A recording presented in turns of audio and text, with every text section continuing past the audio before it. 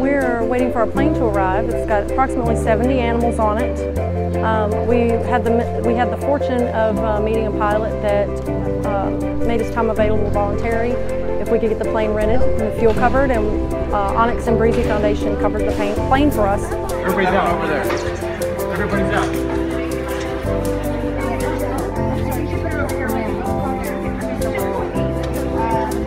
Pet Haven, Jessica Nicodemo and Robin Ehrman of Pet Rescue Inc.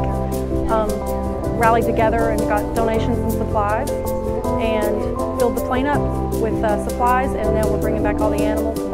Second Chance and Big Dog Ranch and a bunch of various other rescues are here to collect the dogs after they're vetted today.